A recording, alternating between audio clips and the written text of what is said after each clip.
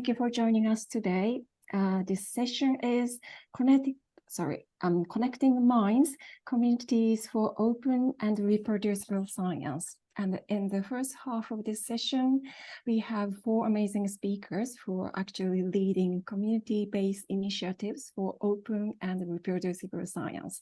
And they will share their experience and thoughts. So my name is Yuriko Suzuki from the University of Oxford and the current chair of the ISMRM Open Science Initiative for Perfusion Imaging, OCP. I'm excited to moderate this session. So before we start, we have a few housekeeping rules. So first of all, please note that this session is being recorded and broadcasted live. So in order to have an open and welcoming scientific environment, we ask all participants to be aware of the code of conduct, which can be found on the website. And we encourage the audience to post questions using the Q&A box at the bottom of your screen, I think. And so please, and also using this Q&A system, you can ask questions anonymously. So please don't be shy about asking a question. Also, you can upvote the existing questions with the thumbs up icon, which helps me choose the questions from the highest vote in case we don't have enough time to go over all the questions. So I think that's all. So shall we get started? The first speaker is Esther Warnert from Erasmus Medical Center, and she is the current chair of the European Network GliMR Imaging 2.0.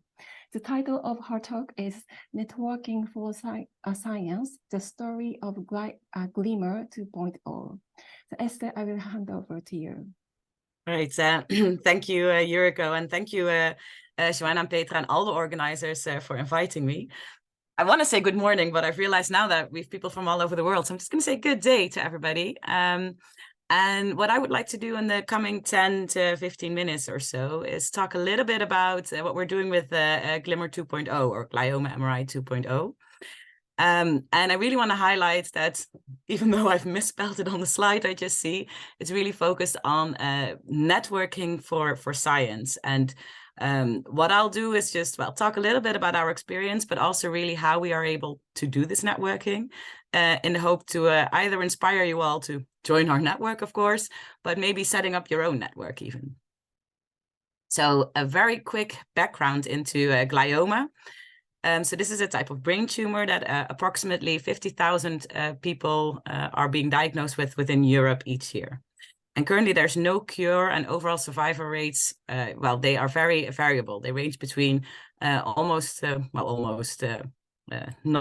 even 1 year for the most aggressive type is a glioblastoma. But they can also reach well over 10 years for the more low-grade and slower-growing tumors. And what that means is that we do want an accurate diagnosis and optimal patient monitoring just to make sure that we are able to give the utmost, the best care for these patients. And that is, of course, where we come in with MRI, because that means not only at the start when you want to, when there's this first diagnosis of the tumor, MRI really is there throughout the whole treatment monitoring and process of these patients. So after surgery, when they're undergoing chemoradiotherapy, when there's a watch and wait period, MRI is, of course, the diagnostic tool for these patients. And what we've seen so far is that even despite that, there is a lot of research going on into glioma. So before we started, there were a lot of international consortia that were looking into the pathophysiology, trying to understand the tumors. But what we saw that in all of these imaging international networks, or all these international networks, imaging was not necessarily a main topic. And then, of course, we're here also on the invitation of the ESMRMB. Well, we know that advanced MRI has great potential. And there were already a lot of initiatives with MRI, but they were often quite scattered and not particularly focused on looking at glioma specifically.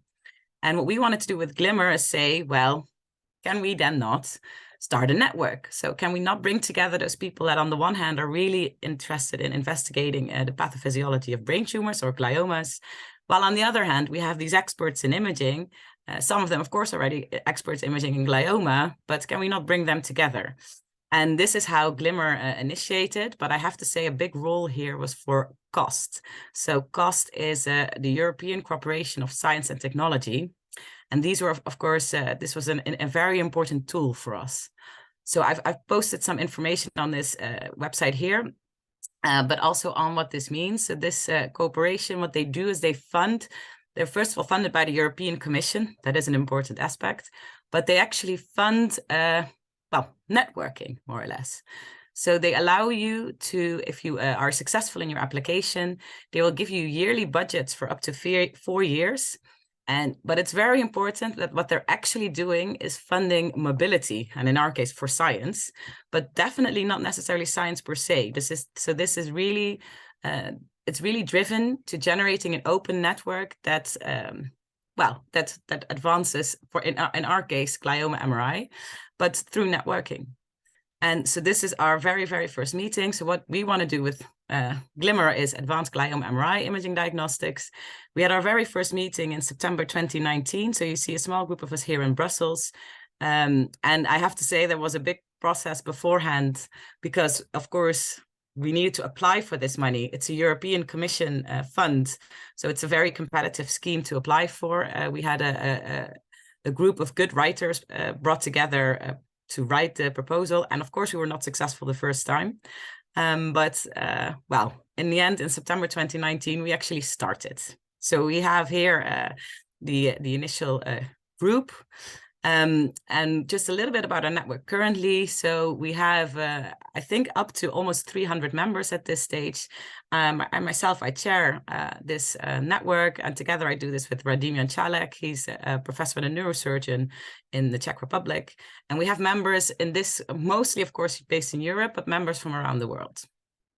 And we have divided ourselves in 5 different working groups. Each of our working groups has their own topic, of course, focus on MRI, advancing MRI for glioma imaging. But for instance, what I really also like is that we focus on a broader sense, not necessarily only on brain tumors. We have a working group 2, chaired by Camille Moment and Stefan Hunis, and they are really focusing on data sharing and integration. Because of course, brain tumors locally quite often are a small group of patients, and what we want to be able to do is share data and share knowledge a lot. So, we focus on all these different aspects of the network of having an open network. We have a couple of coordinators. We have Patricia Clement doing a wonderful job at coordinating communication. So we have a good website. We have social media, together with Joanna Pinto, Patricia, they've really have made a good effort in making sure that we're well known everywhere. And then we also have coordinators, Patricia Figueiredo and Ruben Neshifor, that focus on ITC conference grants and STSMs. Oh no, I realized I forgot that slide here. But just to highlight, we are, again, we get funded by the European Commission. The European Commission is there focusing on diversity in science across Europe. So ITC conference grants, this stands for Inclusiveness Target Country. That means if you are working in a country that is less research intense, that there overall is less funds for research, you can actually apply to our network and we can send you to larger conferences. Think about the ESMRMB, but we've also sent people to ISMRM, as long as they're working on MRI and brain tumors, and they're focusing on bringing our aim closer to reality. So advancing glioma MRI. STSMs have been an amazing tool for us. They stand for short-term scientific missions, and they allow individuals, usually younger researchers, to travel, say, spend 4 or 5 weeks in a different institute, in a different country, with funds, again, from our network. So people can apply. I think we currently are still open. We are receiving I think we have still a little bit of room for both of these grants. So if you would want to apply, the email address is below. Of course, if you want more information, please don't hesitate to ask any more information, either here or later on in the chat. So what else do we do? So, well, we had our first meeting in September 2019. Then we have working group meetings. So one of the first ones was in November 2019. And actually one of our first annual meetings that happened in December 2019 in Malta. And you see that in a very short period of time, you already had about 60 participants at that point in time. And all of these participants are then funded by our network to travel to our meetings. So we had a couple of STSMs. So we had eight individuals that traveled from their own lab to a different country, to a different lab, from February 2020 to April 2020. And yeah, you can already remember what's happening there. Of course, during the pandemic, this was a very difficult situation for us because, well, we were there. The only thing we could do as a network is fund people to travel. And then, of course, during the COVID pandemic, this was a bit of a difficult situation. And we had to really rethink what is it that we can do with our network if we cannot necessarily travel that much. Well, and then we realized that, as many of you, that of course you don't have to travel to actually network and work together and collaborate. So we, first of all, ended up organizing a lot of virtual meetings. So we had a virtual annual meeting in February 2021, another virtual working group meeting in September 2021. And actually, we were very happy that when the travel ban was lifted, we were able to simply meet up again. And we had a training school in artificial intelligence and neuro-oncology in Dublin. We had an annual meeting in Kusadasi. Last year, another annual meeting. This happened in Porto, which was well nice. Again, we were able to bring a lot of people together. And basically, you know, highlighting that our main core business is really bringing people together and advancing science. But of course, that means that we were also able to actually generate some outputs. So we have a lot of groups working on different reviews, all focused on, again, advancing glioma imaging. So here, these are examples of how best to use advanced MRI techniques to look at response treatment to response monitoring in high-grade gliomas.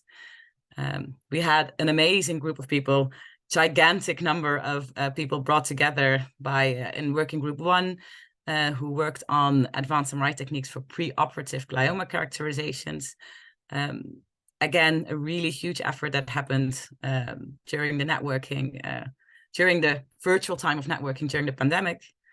Yeah, as I said, we really wanted to be able to bring people together, and luckily in the end, we were still able to do this. These are the ITCs, these were the STSMs. I'm just thinking collaborative too. Yeah, so we really were able to put a lot of science. We had a lot of scientific output from our STSMs, from our conference grants and our meetings. I really want to highlight that we summarized this in a special issue, that we did this in Magma. And again, we were able to bring from our network, from our partners, everybody together to focus on advancing science. The review papers I mentioned, open brain consent, working on being able to share data, a lot of big effort of working group 2. And I really want to end with a nice example of how this was also driven by Patricia Clement a lot, in which we can collaborate with patients and their representatives, again, to bring them into the perspective of what we are working on with the brain tumor MRI. And here we made an information video. This is all about how you can do data sharing, a GDPR compliance, so with the data protection regulation that is on the EU. And what is really nice about this video, this was a process that we worked on together with the International Brain Tumor Alliance. These are patients and their representatives who we really ask for a lot of input on how would you want to get this information to you. And then we were able to generate this video. It's available in 17 languages. It has subtitles, and it's really worthwhile to look at this website and to share it. Not only if you are looking into sharing brain tumor data, it's really about sharing medical data. Highly recommended to share and to watch. It's a video that lasts about 1.5 minutes. Finally, I want to end with our last training school that we're organizing. We're currently in the middle of it. This is in January 2024 in Northern Italy, where we're going to focus on bringing everything that we've brought together in these last 4 years together and into our membership in learning about advanced MRI for glioma imaging diagnostics. this is the very, very end I wanted to highlight. So what I want to focus on is that indeed we ran for 4 years. You get budget for 4 years. But we, of course, working on continuation of GliMR 2.0 by a subset currently of the membership, and where we are really looking to collaborate with existing networks. So thinking about integrating with the ESMRMB, with the ISMRM, and of course, we're looking for ways to, well, additionally fund this. As I mentioned, we have a lot of funds for networking. We bring people together mainly for networking. And if that stops, well, of course, that's a huge risk for our network to exist further. So, well, currently working on finding additional funding as well. So with that, I've really come to the end of my presentation. I would like to thank you for your attention. I see that there are already some questions in the Q&A. I've posted our website, but also our email address. So should you have any further questions, please don't hesitate to either visit the website or just send me an email. And I am going to quickly check whether I can, should I stop? I'm going to stop share my screen for the questions, I think.